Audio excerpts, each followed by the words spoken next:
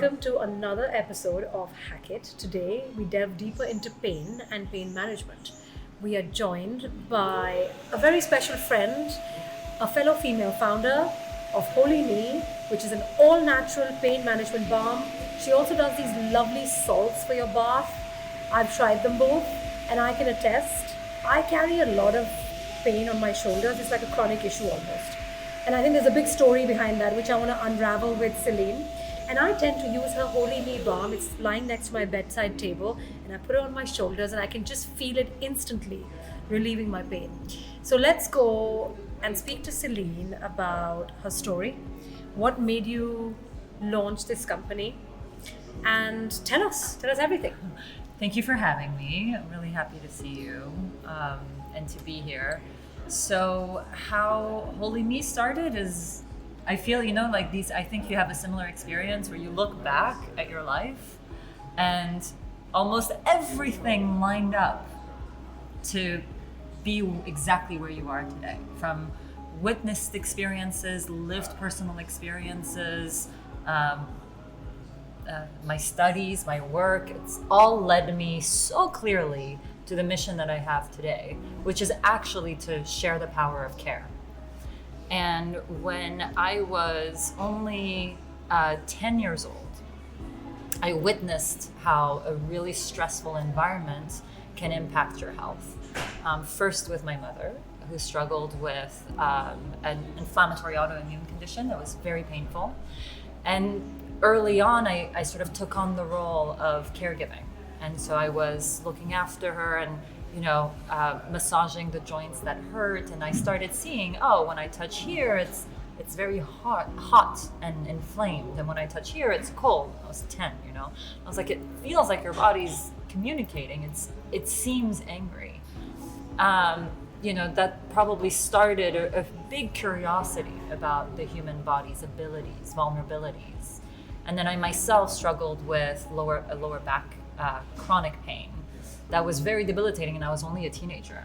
And at the time, the doctors were very quick at wanting to offer quick fix solutions that are extremely invasive for a young teenager. And it was like, you need corticosteroid injections, you need a metal back brace, you need Valium, which is an antidepressant. I'm like, I'm not depressed, and I'm pretty sure that's addictive. I don't want to get onto that at 17.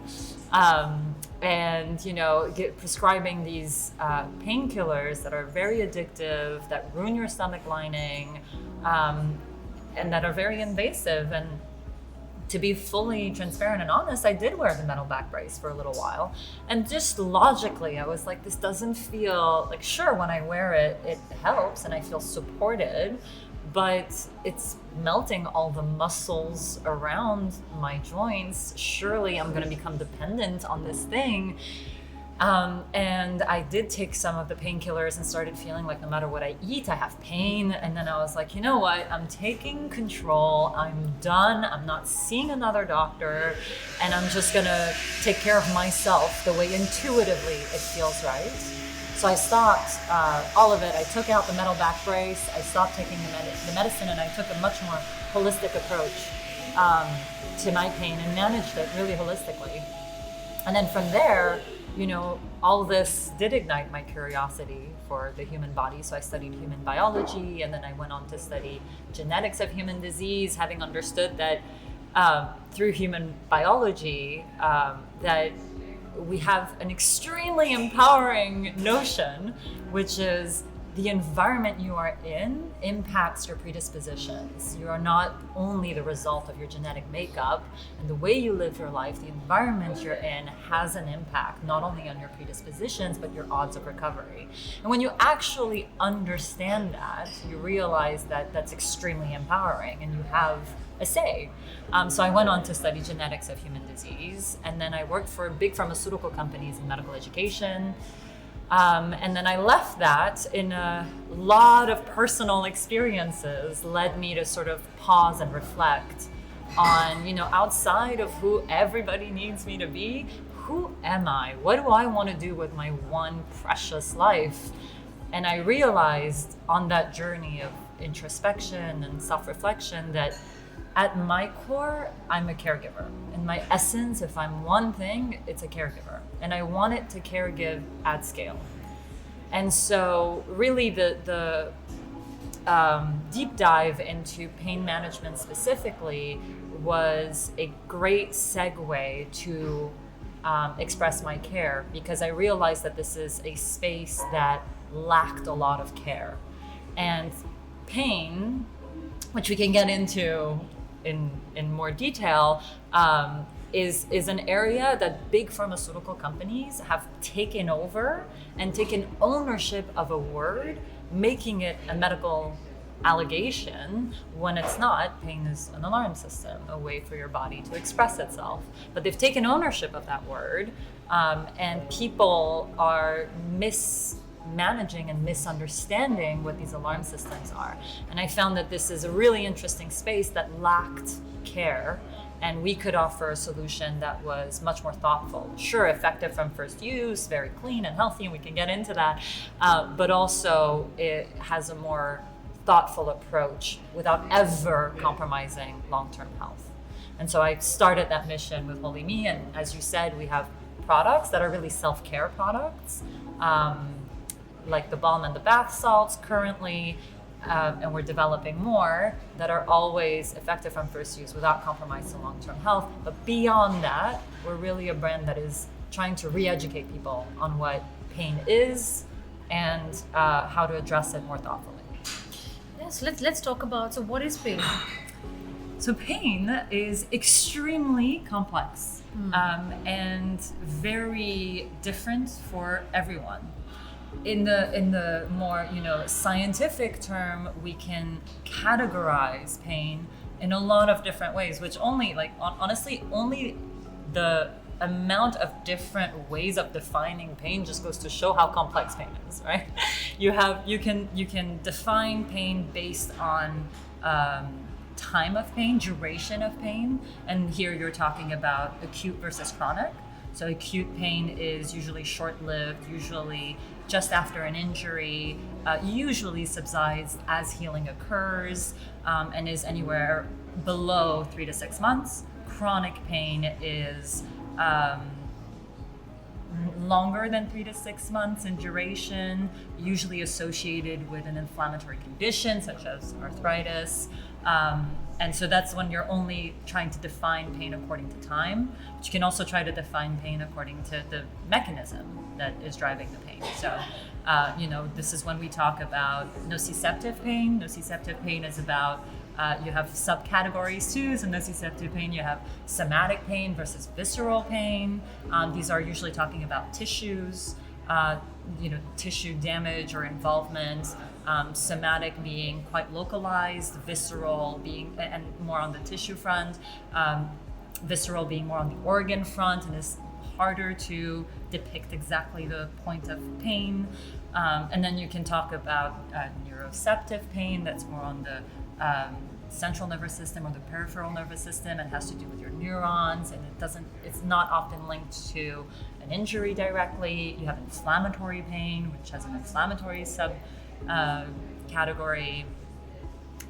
You have something we call dysfunctional pain, which doesn't fit into nociceptive or neuropathic pain, and therefore we put it in that category. Otherwise, we also refer to pain as what is the cause of the pain. So it could be a thermal, so induced by heat, for instance. We have chemical, so induced by a chemical interaction. We put it in like chemical pain. So you have also that kind of category. We also categorize pain according to the description of it. So is it throbbing pain? Is it a headache? Is it cramp pain? So you have that kind of categorization of pain. Anyway, it goes on, and there are so many different ways of categorizing pain. But really, if you boil it down to simplistic truth, is pain is an alarm system. It's your body being like, hello, I need you to pay attention. And it's frustrating that something so complex is trying to be simplified. When you think of pain, it is different from case to case, right? If you think of a paper cut, There is no severe nerve-ending damage, but the pain is real, right? If you think of phantom limb syndrome, there is literally no limb, there is no tissue, but the pain is very felt and very real. And you can get into a car crash, have your arm on the other side of your body and not feel it at all, have no pain whatsoever, but there is severe damage there. So pain is extremely complex, right? If I were to go to a Taylor Swift concert and do an MRI scan of everyone's lower backs, 50% would have a herniated disc. Not 50% will have pain. Pain is complicated. And it needs a very holistic approach that is pretty individualistic. And trying to simplify it is a gross misunderstanding of what it is. In fact, if you look at the studies, there's a study by GSK that looked at people in pain and what their pain points are. And 75% of the people in pain wish there was a better solution to manage their everyday pain. 64% of the people in pain turn to medical solutions, which are linked to over 5 health complications, right? Because they're readily available and because they're over the counter, people assume that they're safe. But the primary reason for chronic liver failure in the UK is paracetamol use. In the US, it's Tylenol use. So there's painkillers. It's a massive People burden. pop them like it's popcorn. Absolutely, for everything. It's crazy. Everyone's bedside has like a painkiller, ibuprofen, paracetamol. In the US, Tylenol. That's crazy. So how should one manage pain more naturally with things that don't have these side effects and off-target effects that these medicines do? There are so Because many. like you're right, like it feels like pain is like an everyday thing. Like you go to a Taylor Swift concert, you might have lower back pain. You go to the gym, you might have musculoskeletal pain. Absolutely. You might have some trauma, you might get some shoulder pain. I know I do, I'm sure it's linked with like responsibilities and all the weight, the world's weight that I carry on my shoulders, and then it's like every once in a while. Mine is chronic because it has been going on for a long time. Once a month or something, if I don't do anything about it, my body's like, hello, I need you. Listen to me. If you're not going to listen, I'm going to start screaming, and that's pain. Exactly. Right? So how should one be managing It's a pain? really, really good point, and that's the psychogenic kind of pain, which is your body-mind connection. I think one of the most important tools is to listen to your body. And the reason why I emphasize a lot on the power of care is because we are a society that is completely disconnected. We're disconnected from each other, we're disconnected from our own bodies, and we have put a lot of value and glorified independence, which is a lie. Nobody is independent. It's a complete misconception, right? We are absolutely all interconnected. Right? If you think of this tea that I'm having, if I was having it here on my own and being like, I'm such an independent woman, that would be a joke, right? Because the leaves in this tea bag were picked by someone in a farm. There was a transportation of those leaves to manufacturing, put into a bag that was woven. Like, so many people were involved in this tea bag being here today. And this place was built by builders, and those waiters that came and brought this here, this table, this cup, everything. So many people were involved in me having this moment of sipping my tea independently. Yeah. So it's a fallacy to Yeah. think we are independent. Absolutely no one is. And so I think one is really understanding that a lot of healing comes from understanding this interconnectedness, and that the power of care is what fuels our human existence. And it starts with taking care of yourself. I think we often find two polar opposite people in the spectrum. You have what I used to be, the neurotic caregiver, right? Which is like so intense, it's neurotic, and we can talk about that separately. And the people that have become so self-obsessed, they're really, the example of when you're on board a flight, they say put your mask on before helping others. Yes. It feels like some people have put their mask on and are done. They've right? forgotten. They've forgotten that too. the reason you're doing that is to take care of others. And so I think the point I'm trying to make is a lot of our physical pains are our bodies communicating with us. It's a form of constant stress and anxiety that is part of our modern lifestyle. And it starts with care. It starts with pause, reconnect with yourself.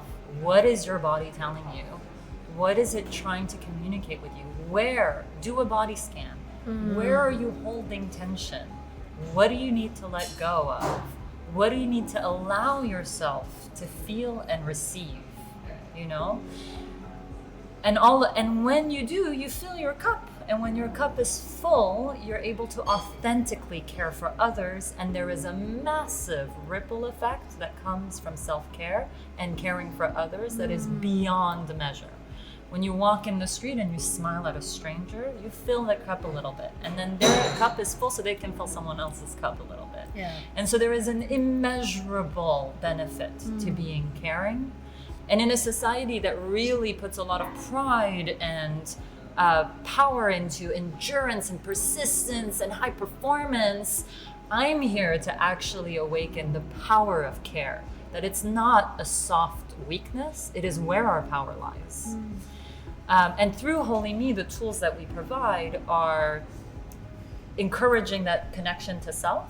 It is always understanding that a lot of the areas in our bodies we hold pain have an inflammatory component to it. So we are focused on ingredients that have evidence for their anti-inflammatory properties. And it's very complex, and we have a huge obsession for quality that really, I think, is what makes our products so unique. It's really this obsession for quality. Our formulas are proprietary. We source every single ingredient ourselves. We test them for purity and potency. And for instance, every single ingredient in the balm, and there's 12 of them, have soothing, relieving, anti-inflammatory properties. Otherwise, we don't use them. So we have no diluters, no synthetics, absolutely nothing that doesn't serve a purpose.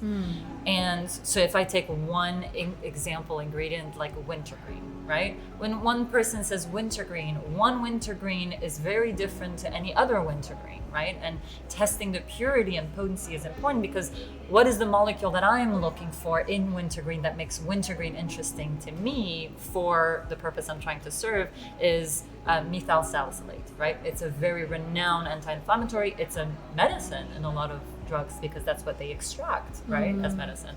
Our methyl salicylate concentration in our wintergreen is 98%. That's an extremely pure and potent one, right? So everything, and I won't go into all 12 ingredients, but everything has a reason for being in there and serves a purpose, which is going to act on the inflammatory markers subcutaneously and relieve the pain. So it's not an analgesic, it will not numb it, and it's completely organic and natural and made sustainably with care to the planet that is providing us with these ingredients. We want to care back for it and do it thoughtfully. All of that to say, yes, the product in itself serves a purpose, and where you hold inflammation, it will probably relieve it. But more importantly, what we're doing is encouraging a self-care practice. So when we often say, keep it, which I'm happy to hear you do, keep it by your bedside and apply it every morning and every evening as part of your self-care practice. Scan your body. Where do you hold tension? There is so much evidence for the power of touch alone. Forget my balm. There's so much evidence for that. So if you just take the time to touch the areas of your body that are asking for attention, that alone is extremely powerful. Now combine that with botanicals that are relieving and soothing and help you in that process. You're giving yourself, you're filling your cup. You're caring for yourself, right? And we also have bath salts, of course, taking a bath once a week. There is so much evidence for magnesium sulfate, which is Epsom salts, proprietaries in relieving inflammation, which is why it's so popular amongst athletes that use it for muscle and joint recovery. there is a lot of evidence out there. There's a lot of experts that talk about it. Ours is very particular because it is mined from the ground. It's not synthetically made. So all the minerals inherent to the formation of the salts are there. And we infuse them with other botanicals to really enhance its properties. So yes, the salts in themselves are beneficial. But what we're doing is saying, hey, take some time out, soak in, a hot bath. Take 20 minutes to shut down the noise and connect with yourself. And that practice, with or without the salts, is very beneficial. And in a world where we have constant stress, the effect that has is only harmful. Stress in itself is not harmful. It's this constant modern lifestyle exposure to stress that causes a chronic inflammation in our body that is harmful to our health, right? And so finding moments to tune in, to take care of yourself, it's not vanity, it is not selfish, it is essential, not only for you, but for everyone else in your orbit. So how to address everyday pain? Tune in, listen, where is it held? Release it thoughtfully. And so you mentioned body scanner. Yes. Like, how do you do that? You close your eyes in a moment of silence by yourself in a comfortable position. Yes, that's exactly right. And you scan. You just take a few breaths, relaxing inhales, exhales, hold your breathing, see where am I holding tension? I can feel it right now. For me, it's my shoulders. So Me too. I'm just like, okay, I'm so intensely into what I want to say, but I'm like, hey, relax, relax your body. You can see that your body is into the communication, into the conversations. What do you need to let go of? Let it go. And it can be emotional as well, of course. That is the complexity of pain, right? It isn't simple. It's all encompassing. And the most important thing that I've witnessed in the people that I love and in myself, and that I practice now every day, is you will never be superior to your pain. Never. Whether it is emotional or stress, anger, and pain, they're all on the same pathways. So if your stress and your anger you're going to hold on to, act superior to, ignore, or whatever, your pain pathways are firing. You cannot be superior to anything. And part of your human experience is actually loving that, is understanding that all these emotions, they are there for you to experience it, and you will grow from it, but you cannot suppress them. And the minute you don't want to grow, you want to be superior to your pain, and you have all this pride that's like, I will not be broken by this situation. I will not be affected by this. I am above and beyond. I don't feel these emotions. I will not act that way. You're gonna have pain. You're gonna get your ass kicked. Your body is beyond smart. I've been there. Tell me about that.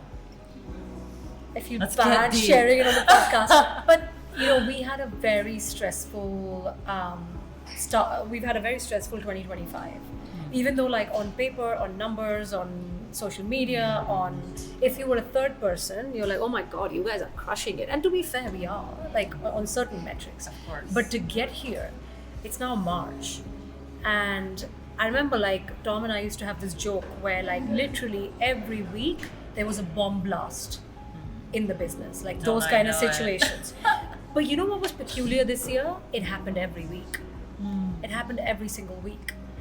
And I was really, I was fortunate that I was very intentional. I started my year with a very good morning routine, connection with self, like waking up before my kids wake up and giving that time to self, to breathe, to meditate, to walk. Even when it was pitch dark, to walk, to have 6 a.m. gyms, which means you have to wake up at 5, that kind of thing. That, like, I think initially it really helped me deal with these bomb blasts. And then in Feb, towards the end, it came to a point where I started saying that, you know what, it's fine, bring it. I'm not gonna, like, I've just reached a point where, you know what, I don't feel anything, whatever.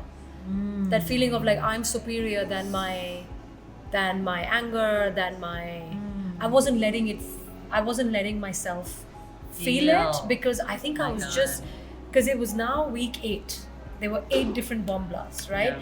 And, like, I had these skin related, like, allergies, stress related allergies that were coming and going.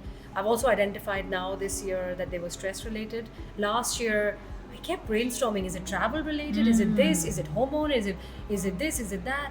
I realized now it's stress related. And yeah, finally week 8, I was like, yeah, whatever. It's fine. Nothing can break me. I'm titanium. I'm not even going to let myself feel it or go through it. It doesn't deserve my time. It's going to kick your ass. Oh, it did. It did already. Oh, it did. It did. So what happened? It did.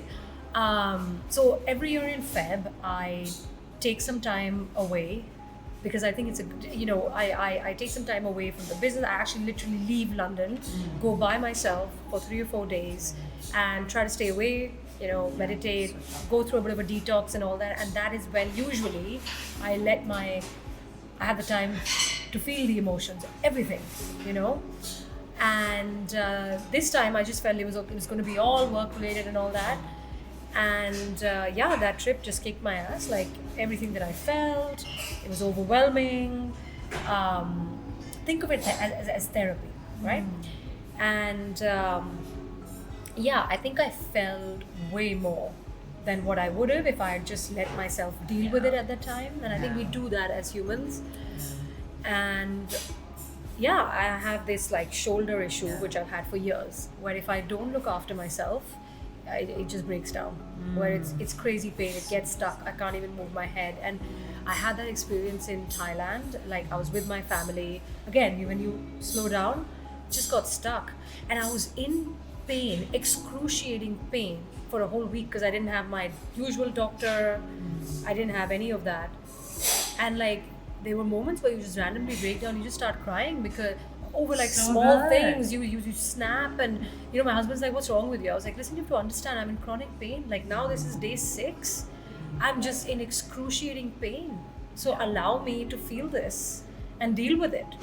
Such powerful words, like allow me to feel this. Yeah. That is the most caring thing you can do, is allow people to feel all that they need to feel. Yeah. And there's so much I could get into on that alone, but I think, actually important to also know, yes, when you are a mother, a business owner like yourself, and you're juggling so many things, sometimes the concept sounds nice but not practical, right? I can't feel everything all the time and get what needs to get done.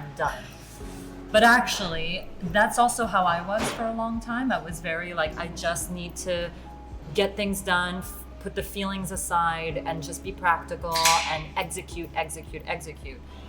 And I think one of my awakenings, to be very honest, is to the power of what it means to be a woman.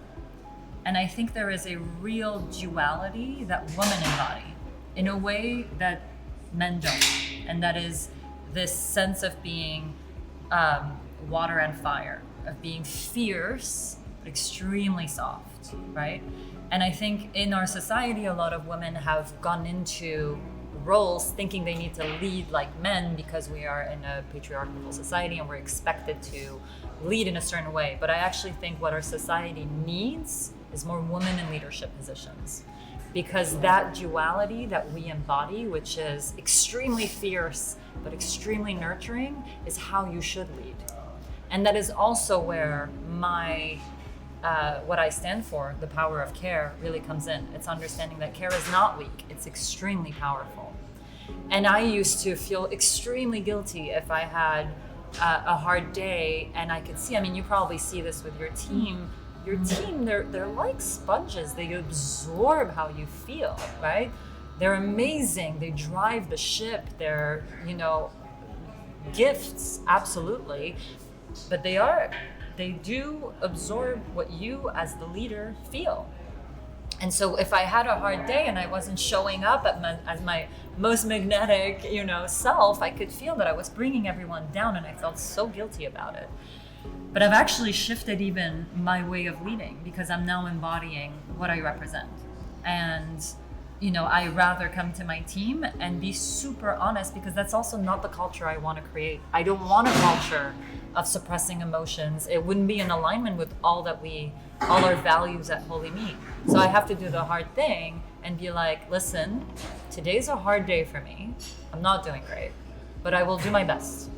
And I'm not ignoring any of my responsibilities. I will do my responsibilities. But whatever I feel, I allow it to exist. And if I have to show up for an event and I can't actually be emotional, I can have a conversation with myself and just be like, okay, right now I'm gonna need you to be strong, but I will carve out time this evening that is just for you, right? I'll cancel an event, I'll cancel whatever, and you will feel whatever you need to feel. We're not gonna go above it, we're not gonna suppress it long term, we're gonna carve out time and you're gonna experience whatever it is you need to experience.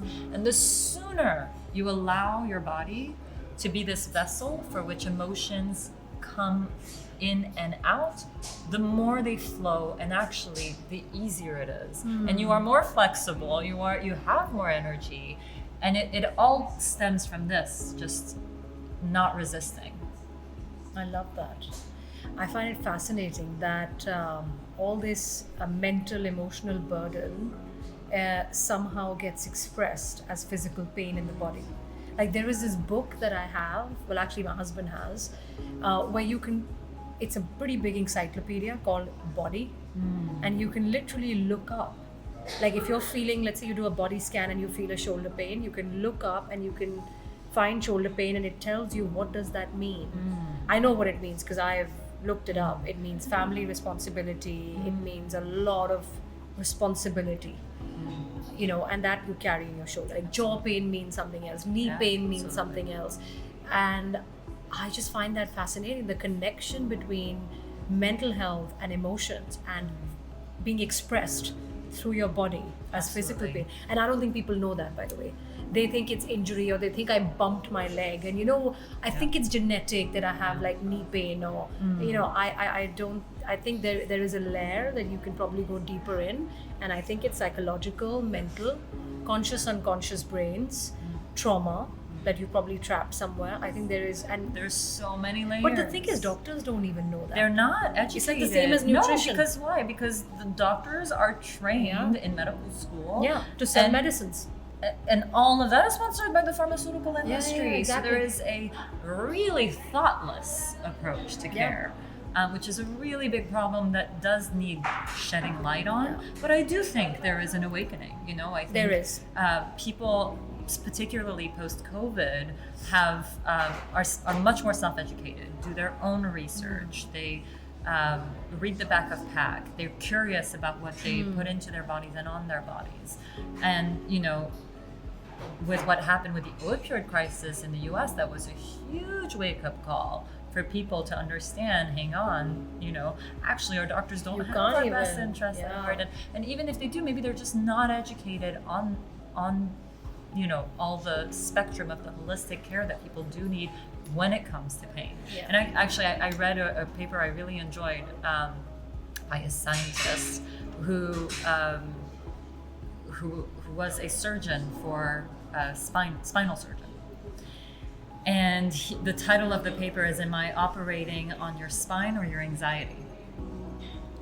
And it was super interesting because a lot from his personal experience doing surgery, he realized that a lot of people come to surgeons as their last, like, I'm in so much pain, you have to surgically relieve me of this pain, and thinking if we go at the source and we fix it, then the pain's gonna go. 40 to 60% of surgeries that are for chronic pain persists. Or it gets worse. And, we have a lot of rehab after surgery. It's quite common. Really, we should have prehab, right? Really what we should have is prehab.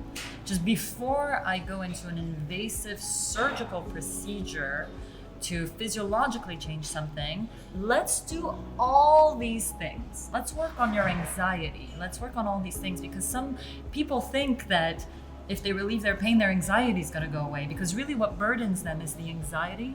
But it won't. The surgery won't do anything to your anxiety. It'll solve it for now. It won't solve your anxiety because you don't realize that your pain is something else, and it comes from your anxiety. You haven't dealt with it, And if you deal with the anxiety, you actually relieve the pain. And oftentimes, if we were to impose this pre-surgery, you have to do all this rehab, probably a lot of people would cancel their surgeries. I agree. I actually know someone who had a really rare form of skin cancer, where like the skin was just completely burnt, like from face all the way down. And actually, with tools, like everyone has a toolkit, right? And you can name different things in there with different things, but it all comes down to, like you said, relationship itself. So she, in her toolkit, found spirituality, right? Which I believe is meditation with wisdom and relationship itself. And she healed it. That's her skin incredible. cancer, like visibly burnt skin. I know her. Wow, that's It's really not even powerful. like a. I mean, the reality is that we are extremely complex, and I think we can all understand that. That one treatment for the same condition will not work for everyone. Every doctor knows this. No one size fit all. No one size fits all. We're very complex, and we do absolutely need a holistic approach. And it's because these are effective that we are seeing the shift in consumer behavior, right? Yeah. Even for me, a real clarity of this shift in consumer behavior. So when I started WholyMe 5 years ago, I would talk to a very different audience. The absorption for what I would say was very different. Like, oh, this natural stuff doesn't work, right? It was very dismissive. It was very unclear. Today, I'm talking to a very different audience. Today, I have the largest pharmacy chains coming to me saying, actually, so we're in Holland and Barrett, which is a natural store, which is great for brand visibility and recognition and access, because at the end of the day, I want to be accessible. Yeah. I want you to Yeah. be able to relieve yourself in a healthy way. So in that sense, it's great. But we're a natural product store. We're a natural product in a natural product store. For me, a real signal of this shift is Boots. Boots Yeah. is a pharmaceutical, right? And so And you're in like pharmaceuticals- 1,000 stores with them or something crazy. We're nationwide distributed Wow. in the UK.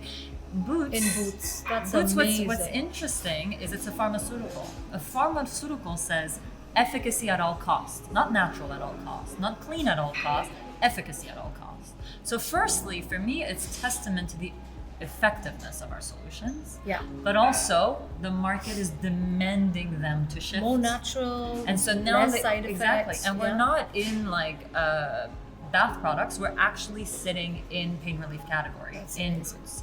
And so for me, not only is that a testament to the effectiveness of our solutions and a great stamp of approval, but also a real reflection of the market shift towards demanding solutions that are effective but are healthy without compromise to long-term health.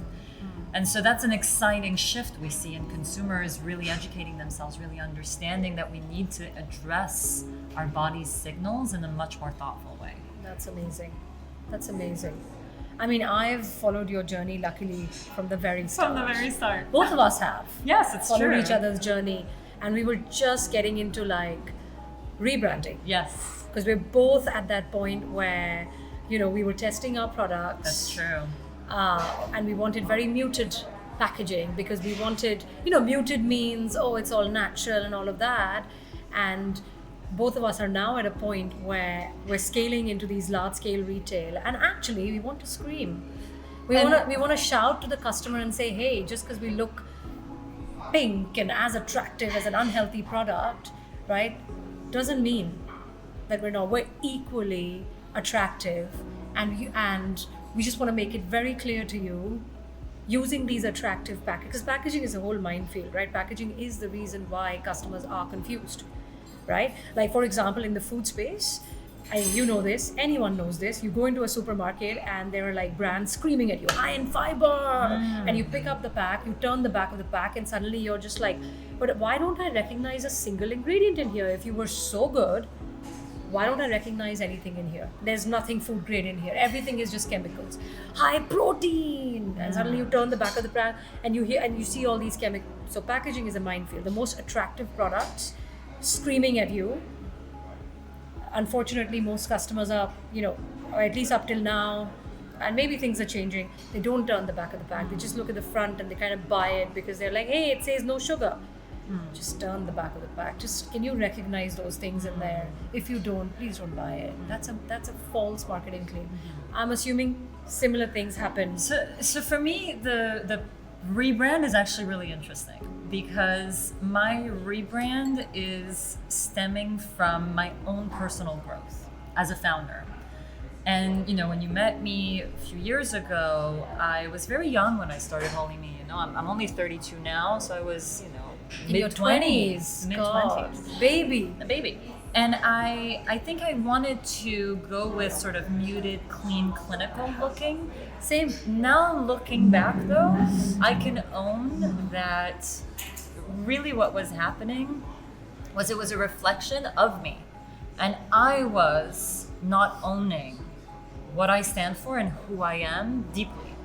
I had personal judgments over, I don't want to be cute or too woo-woo, or I'm scientifically rigorous. I am scientifically rigorous, and that this is all that I want people to trust because this is all. Same. And it's really interesting because as I am growing as a woman, as a founder, as a human, I'm realizing that actually I have shed a lot of my fears, a lot of my self-limiting beliefs, a lot of care about who thinks what, right? So in that sense, I fully embody who I am today. I'm constantly evolving and I'm constantly changing.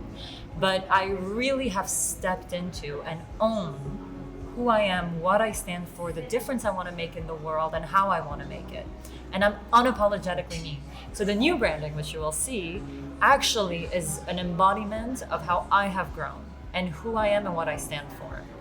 And if, I was very clinical and muted, the new branding is really trying to show that I am actually deeply invested in the power of care.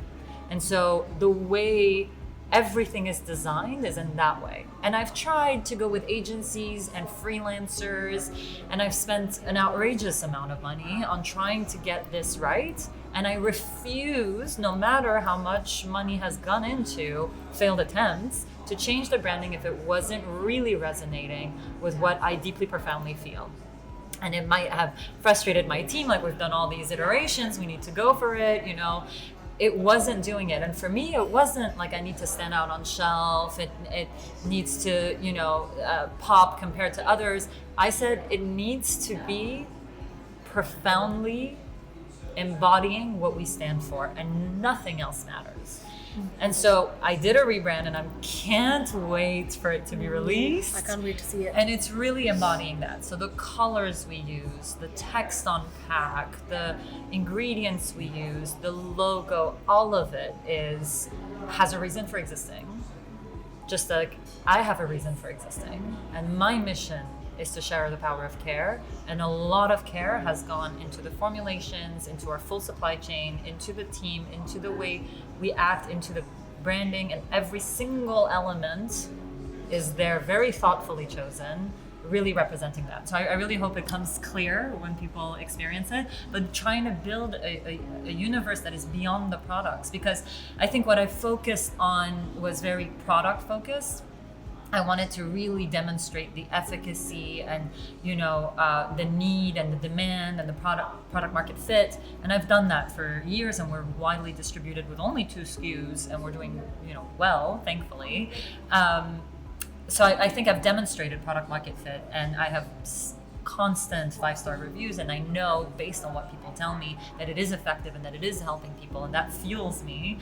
But what I think I want to really step into is being a brand beyond products, a universe you want to be a part of, and a mission you want to stand in, and that is that power of care. That's amazing.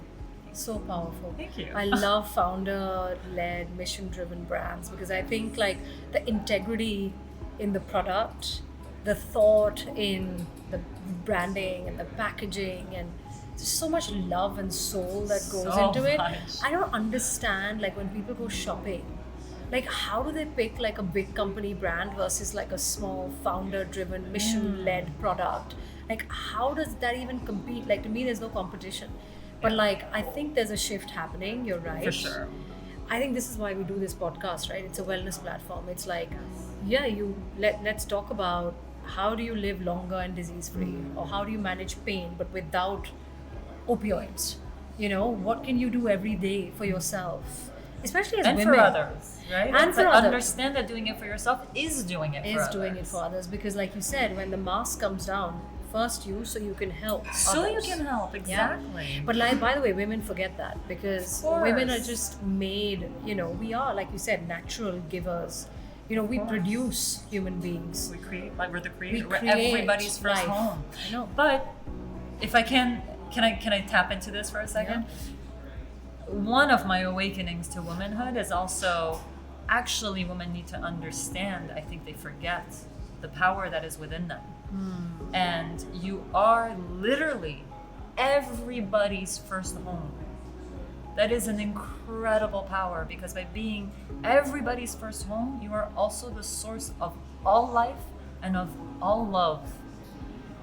Whether you choose to go on that journey or not doesn't matter. That is what you are, right?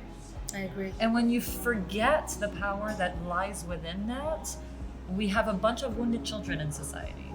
And people are not stepping into their full power because you're forgetting that you are that. And it's so important for you to stay whole, as in not lose yourself in motherhood or in anything, because your wholeness will enable, if you are a mother, for that soul you brought into the world, this is going to sound a little woo-woo, but to fully express itself. Because ultimately, you don't have ownership of your child. You have launched a soul into the world to have an experience. And your role is to protect them, love them, make them feel so safe that they can express themselves. And this sort of neurotic caregiving, it's actually unhealthy.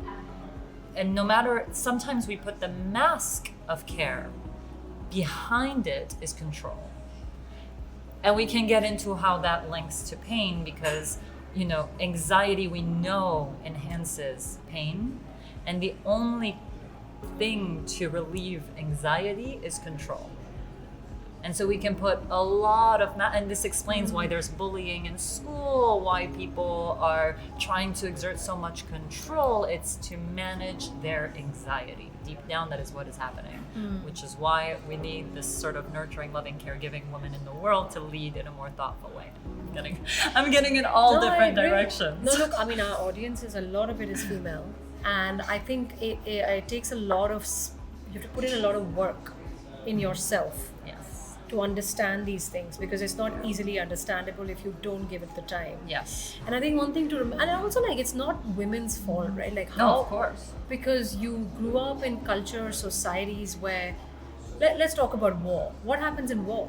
They attack your most vulnerable, which are easy to rape women, because men are physically stronger than women. Women may be more emotionally stronger. So many rape victims grow up and, launch businesses, do really well, right? Like, it's so hard to get over that trauma. Of course. Right? But yes, physically, a man can be bigger than you, more muscular, more stronger. So what happens in this war-ridden world? You attack the women and your children, right? Who are weaker, more vulnerable. So what does that signal to a woman? That she's inferior.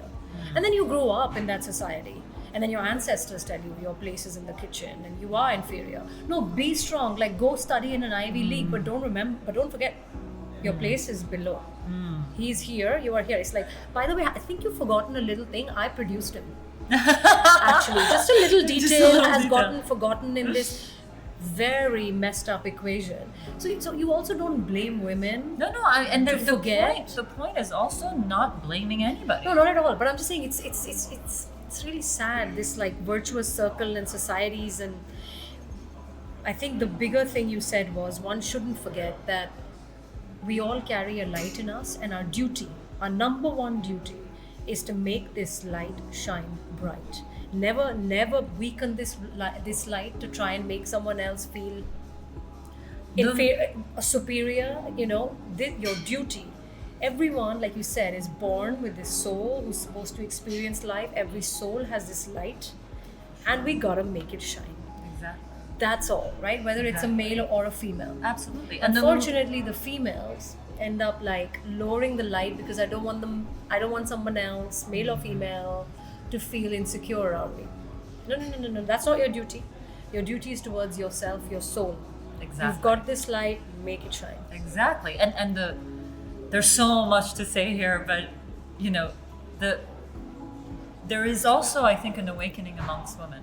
I also think that, you know, it's not without any reason, and Gabor Mate says this, it's not without any reason that women have far more chronic pains than men do, right? Women have shrunk themselves to meet men at what they can handle. But then you're also not encouraging their growth by doing that.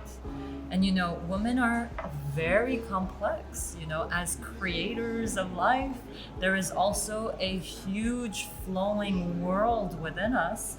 That means we are water and fire. We are nurturers and fierce. We are incredibly protected. We are dualities, right? And also, according to, and I really think, I mean, this is something, I said this to a friend of mine. I literally did a 101 female biology class for someone, because I was like, you know what, a lot of men, this was a man, a lot of men want to spend their whole life with a woman. They want to, because, you know, we're home, so men want to come home. Yeah. Right? So a lot of men want to spend the rest of their lives with women, but do not understand what a woman goes through biologically. That's it, just biologically. And if you look at our fertility window, there are different cycles that happen during our fertility window. That means we are going to be different women according to where we are in our cycle.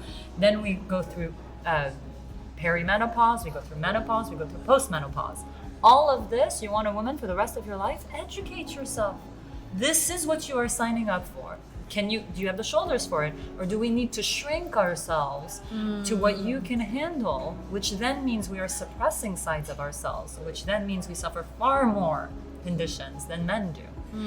And you can't suppress anything, is what I was trying to say when it comes to pain. You have to be fully embodied and expressed. Yeah. And women have to fully express themselves, also for men to grow and for society to change. And I really firmly believe this. And you know, I think it's becoming more accepted. But you know, one funny example I put out there, I don't know if it's okay to say this on the podcast, but you can edit it. Yeah. Otherwise it's fine. Have you ever done psychedelics? I've definitely heard and definitely got into the science of it. I'm very open-minded about it. Okay. In fact, we've spoken about it here. Okay. I've done mushrooms, right? And to my friend, I said, okay, you've done mushrooms, so you know there's a come up, right? When you do mushrooms. You can edit this out. I'm sorry. It's very it's just me flowing here. You have a come up when you take mushrooms, right? Imagine I tell you, be normal, act normal. Why are you being so weird? Stay normal. When a woman is on her cycle, she goes through, imagine I take an injection of hormones, and I inject 200 times your estrogen levels into your body, right? 200 times. We're not talking like it's a minor little increase. It's 200 times, right? And I tell you, act normal. Just act normal. Be cool. Why are you being so weird? Why are you so emotional? You seem anxious. You have anxious attachment styles. It's a just misunderstanding of what our biologies are. And we can act superior to it, suppress it. I don't want to be crazy. I have to fit in. I have to be a certain way. That will come at a cost. Yeah. Right? And so it's just I really do think everybody acts from the level of awareness that they have. And if we can just own our stories, it's not about healing, it's about being aware so that we can show up authentically and live authentically. And bottom line, that is all that success is, living in alignment with who you are. That's it. That's all that it is. And you'll probably live a more pain-free life. 100% guaranteed. Because I feel like when I'm more in connect with myself, when I allow myself and, you know, let my feminine side embrace and, you know, feel things and really deal with stuff, like take my time to deal with, you know, issues, I feel like I am pain-free. The pain starts knocking when you don't deal with things and you don't take out time for yourself. And self could be self-care through your products. I'm sure your products further. So I think the big takeaway for me is, because I do meditate on a weekly basis quite regularly. Days I don't work out, like today I meditated because I didn't have workout in the morning. And I do a lot of breathing. I think this is one thing I'm going to incorporate, is doing this body scanning. So closing my eyes, starting from head to toe, understanding where the pain is. And then, of course, combining it with natural products like yours that help with that. It's a little indication to self that you're looking after yourself. Exactly. Every day incorporating these little moments, these little practices that shows your body, hey, I'm listening, I'm here, and I'm not ignoring. Yeah. I can feel it. I like that. You need this, and I'm here for you. And when you do that, you do relieve your pain. I mean, I used to have such bad chronic pain in my lower back. I used to not be able to sit in a car. I was a teenager in school. I couldn't sit through the class. I had to get up and walk around because I feel the rigidity of my back. And honestly, a lot of the pain has been completely released, and it's completely gone for years because I do these little self-care practices. I know the products I use are anti-inflammatory, etc., and they're healthy, so I have that conscious awareness that what I'm putting into my body on my skin goes into my bloodstream, so I'm conscious of what I use. But I'm also incorporating these thoughtful, caring practices. But I'm also not ignoring anything. Anything I need to process, any childhood wounds I've needed to sit with, any of the things that I've needed to do, I have done. I love it. And the reality is the pain is gone. Wow. And someone asked me, why don't you do an MRI scan to see if it's healed? I'm like, because that's not the point. It doesn't actually matter if it's there or not. It doesn't affect me at all. Why put the radiation in my body? Yeah, why put the radiation? Yeah, true. Wow, this has been so insightful. Thank you so much. Thank you for joining us. I hope I was appropriate. No, but this was so good. Like you went so deep into this stuff, and I think like people, to change habits, they need that level of authenticity and personal stories. They need to hear the power of intention, of self-care, relationship with self. That's the biggest one, right? Because clearly pain is a mechanism of conveying a message. And every day we can do little bits to manage this pain without medicines, which have side effects. Or ignoring, powering through. None of those are solutions. You have to sit with it and address it.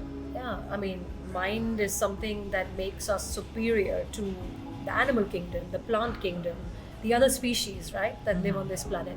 So why not actually let the mind, go deep, feel things, process things, deal with things, rather than just push it under the rug and move on, because there is going to be a knock. The more you keep pushing, the rug is going to start tearing, things will start bubbling, and that's when, there's confusion. So allow yourself to feel. And it's not the mind, it's silence the mind and drop into your body, because your body is the smartest doctor in the room.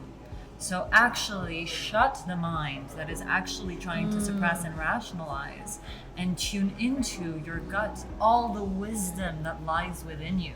And this is not woo. As an epigeneticist, someone who has studied genetics of human disease, we know that you inherit this epigenetic layer beyond your DNA. Yeah. Right? We know this. It's scientific. I've studied it. Epigenetics is a thing, 100%. Exactly. Yeah. And so we know this, and we have a lot of inner wisdom, and our bodies are trying to talk to us. And if your mind wants to rationalize, power through, ignore, be superior to, you have to shut it down and tune into what your body is saying.